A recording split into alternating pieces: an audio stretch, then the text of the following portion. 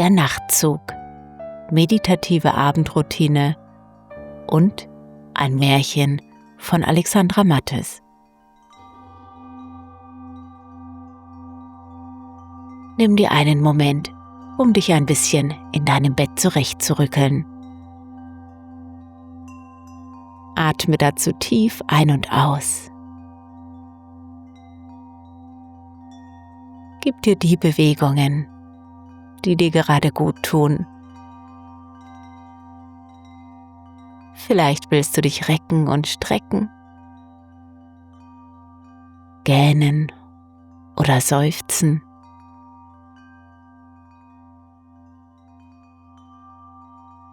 Und wenn du dann soweit bist, dann schließe, wenn nicht schon getan, deine Augen.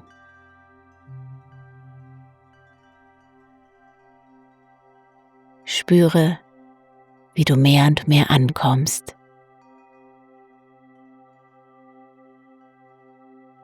Jetzt, am Ende dieses einmaligen Tages, hier in deinem Bett.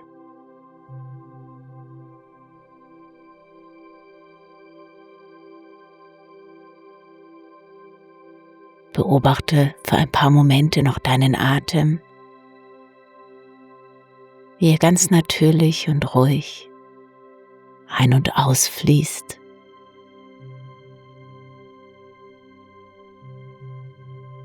Versuche den Ausatmen ein bisschen länger sein zu lassen.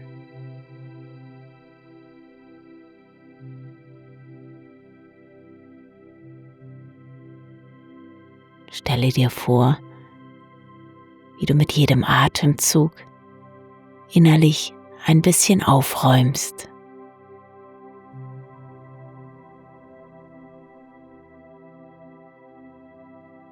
Lass los.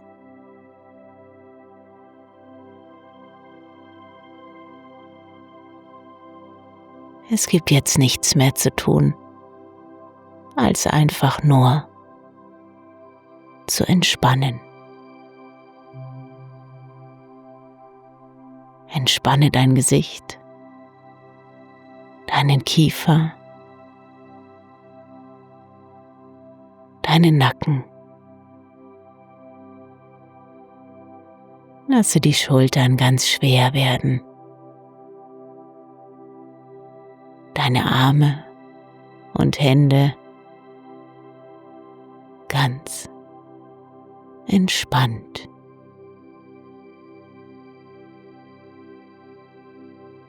Dein Oberkörper schwer und entspannt.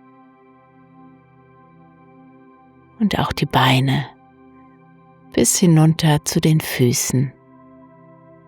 Mehr und mehr entspannt.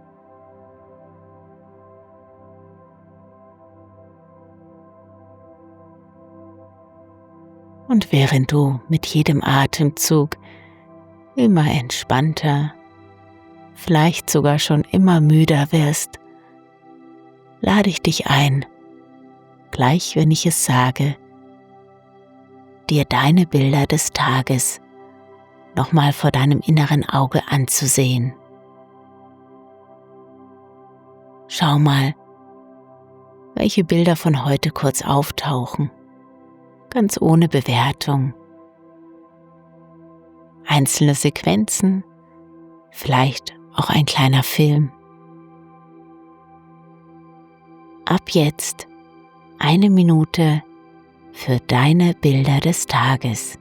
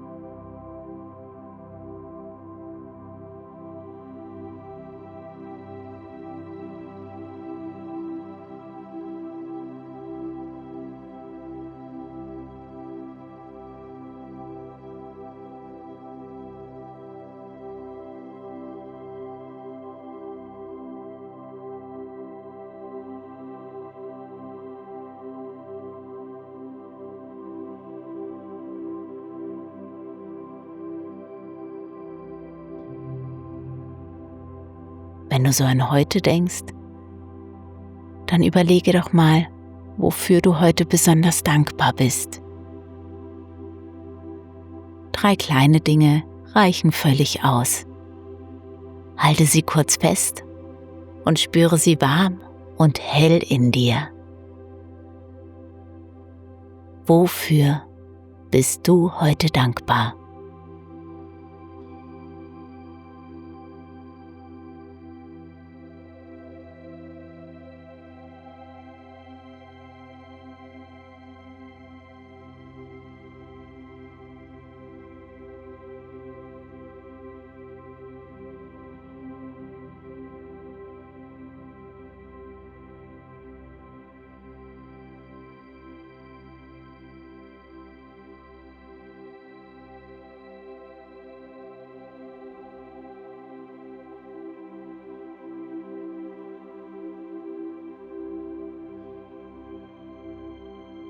Atme tief ein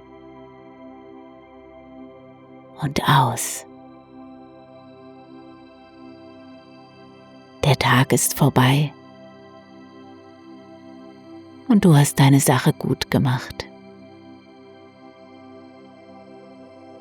Nun darfst du ruhen und entspannen. Und währenddessen können all die kleinen und auch die größeren Reparatur- und Heilungsprozesse in dir stattfinden.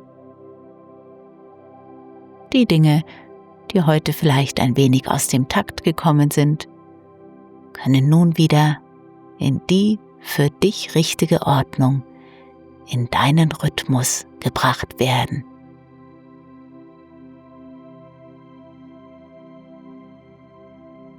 Mit jedem Atemzug ruhiger, weicher, entspannter.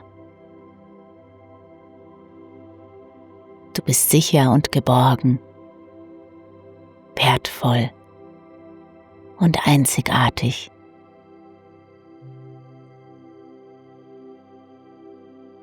Und ich nehme dich mit auf eine kleine Reise in einem märchenhaften alten Nachtzug.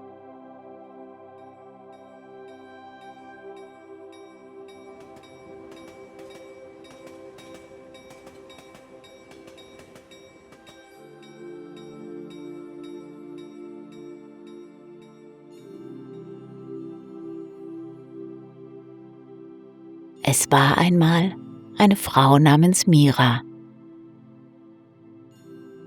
Sie stand an einem grauen Herbstabend auf dem Bahnsteig. Der Wind war kühl und die Luft roch nach Regen und Metall.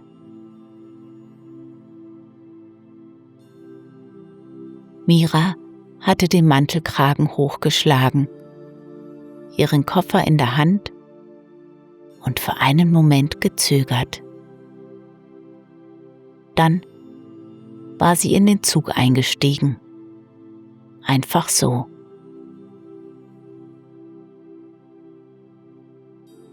Sie wusste nicht genau, wohin der Zug fuhr. Nur, dass es Richtung Süden gehen sollte.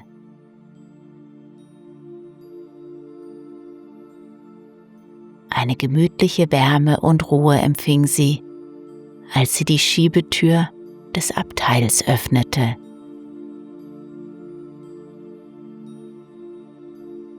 Sie machte es sich auf einem bequemen Sitz am Fenster gemütlich. Es quietschte leise, als der Zug sich langsam wieder in Bewegung setzte.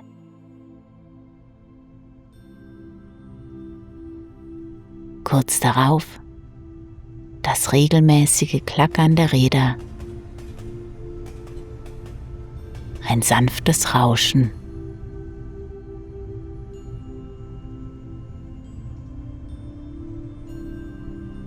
Das Licht war gedämpft und draußen zogen in der Dämmerung die Felder, Wälder und Städte vorbei.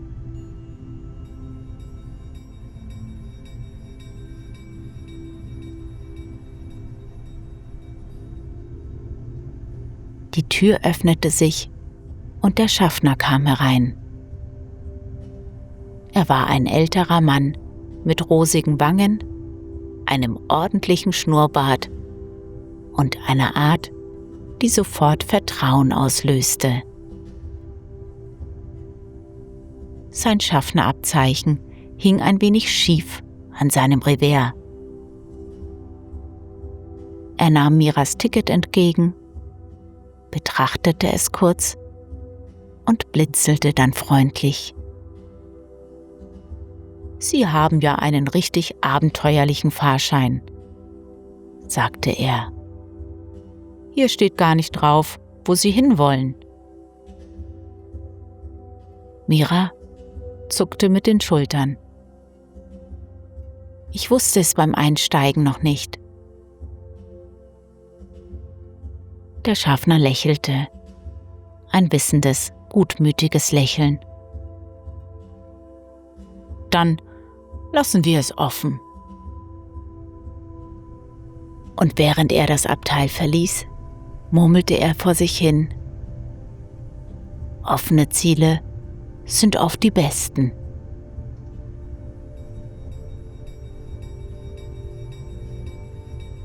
Für einen Moment fühlte Mira sich erleichtert.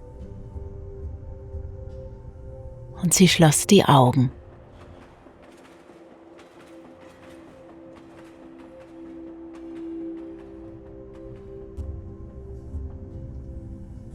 Nachdem der Zug den nächsten Bahnhof angefahren hatte, öffnete sich die Tür und ein älterer Mann trat herein. In den Händen einen kleinen Vogelkäfig mit einem grünen Tuch darüber.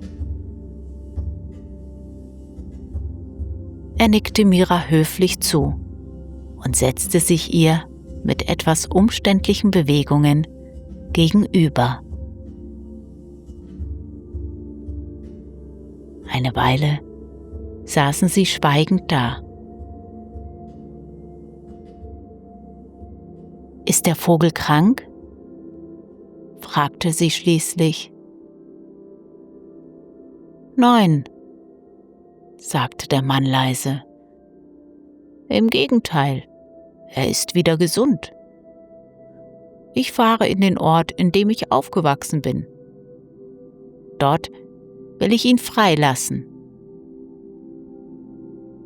»Warum dort?« Er sah sie an. »Mein Bruder und seine Enkel wollten unbedingt dabei sein. Und so verbinde ich das Ganze mit einem Besuch bei meiner Familie.« Er lächelte und das Tuch auf dem Käfig bewegte sich leicht, als würde der Vogel zustimmen.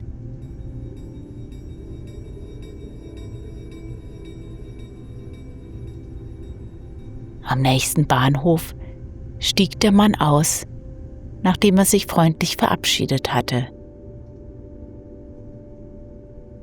Mira beobachtete, wie er am Bahnsteig von einem älteren Herrn mit Hund und einer jüngeren Frau mit 2 Kindern in Empfang genommen wurde. Kurz danach kam ein Mädchen ins Abteil, vielleicht 16 Jahre alt. Es trug eine Mütze und legte ein Zeichenheft vor sich.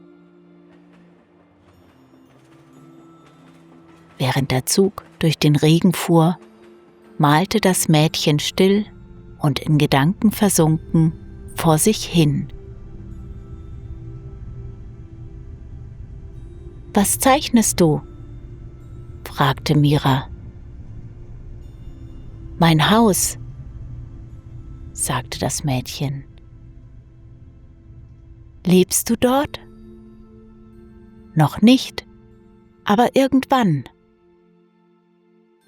antwortete sie und malte eine Sonne über das Dach. Mira sah ihr zu.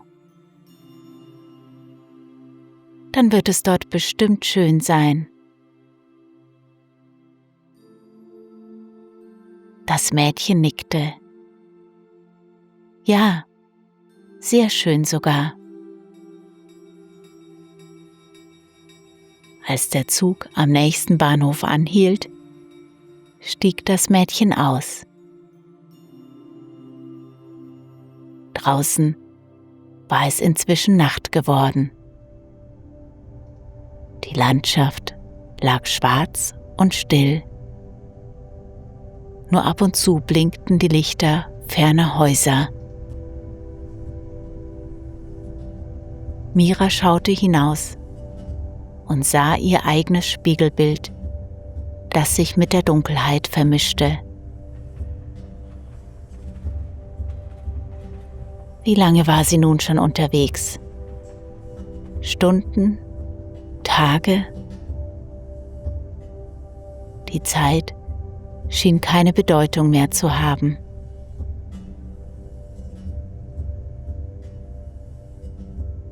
Da öffnete sich wieder die Tür. Eine ältere Frau trat ein, in einem dunklen Mantel mit grauem Haar und einem Blick, der warm war wie Kerzenlicht.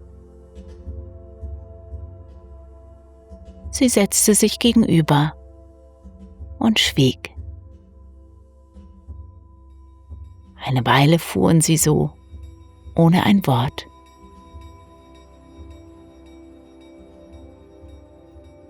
Mira wollte etwas sagen,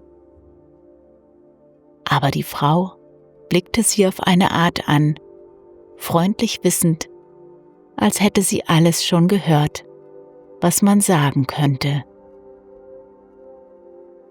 Und Mira sagte nichts. Dann schloss sie die Augen. Der Zug schaukelte sanft und draußen rauschte der Wind.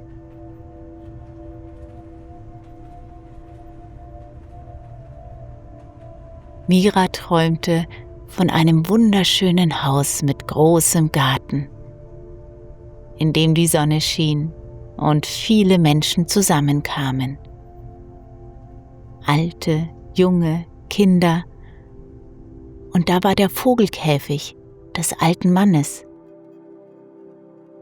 Er öffnete das Türchen und der Vogel flog fröhlich hinaus und setzte sich auf einen Ast einer hohen Birke, um von dort das bunte Treiben zu beobachten.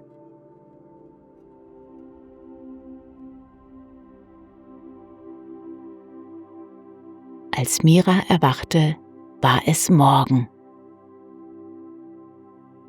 Das Licht der Sonne fiel silbrig durchs Fenster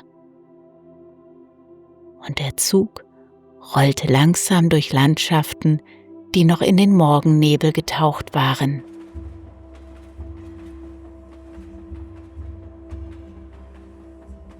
Die ältere Frau war fort. Auf dem Platz, wo sie gesessen hatte, lag ein kleines, samtbesticktes Notizbuch.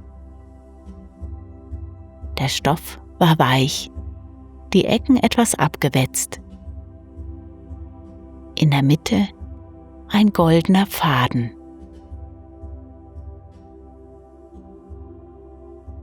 Mira nahm das Büchlein in die Hand und schlug es auf. Auf der ersten Seite stand in feiner Handschrift: Ich war nur hier, um dich zu erinnern. Du bist auf dem rechten Weg. Glaube an deine Kraft, denn das verändert deine Möglichkeiten auf eine wunderbare Art und Weise. Glaube an deine Kraft, denn das verändert deine Möglichkeiten auf eine wunderbare Art und Weise. Und auf der nächsten Seite stand: Schreib weiter. Danach leere Seiten. Mira blätterte, suchte eine Spur, doch da war nichts. Sie hielt das Buch an ihr Herz. Draußen am Horizont sah sie das Meer glitzern. Der Zug erreichte die Küste. Möwen zogen Kreise am Himmel.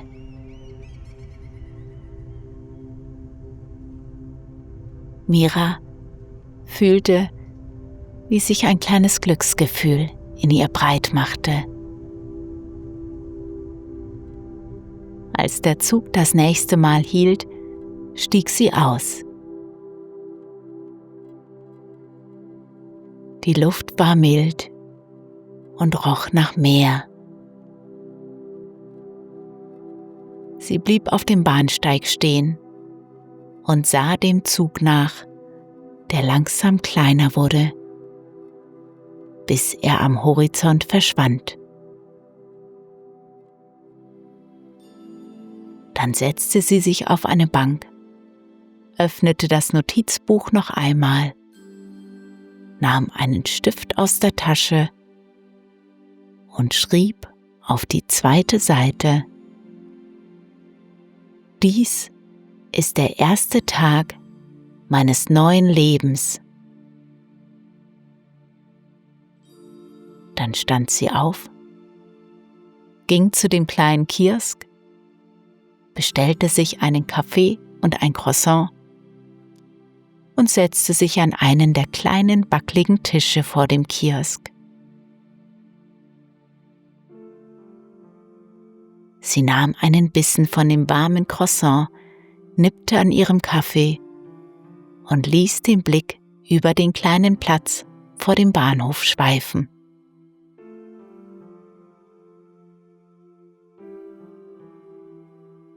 Gerade als sie das Croissant zur Seite legte, trat ein junger Mann aus dem Kiosk.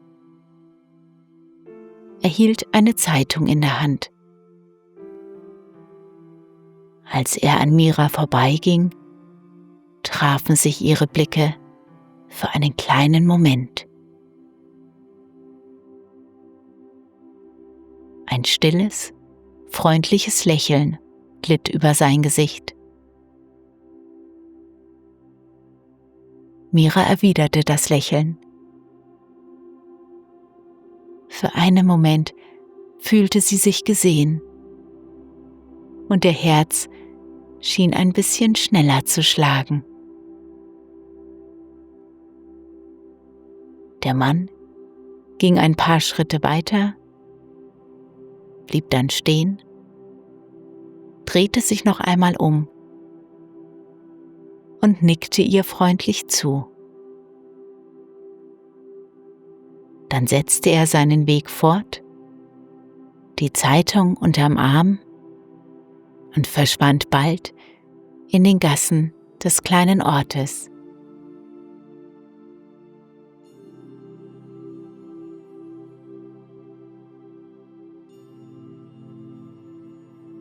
Mira trank ihren Kaffee aus. Sie spürte, wie die Wärme des Tages sich auf dem kleinen Platz ausbreitete und stand auf. Mit einer langsamen, befreienden Bewegung zog sie ihren Mantel aus, legte ihn über den Arm und atmete tief ein. Die Luft roch nach Salz, nach Süden, nach Neuanfang. Sie nahm ihren Koffer, wandte sich Richtung Meer und ging los. Schritt für Schritt, immer leichter, immer freier, der Sonne entgegen.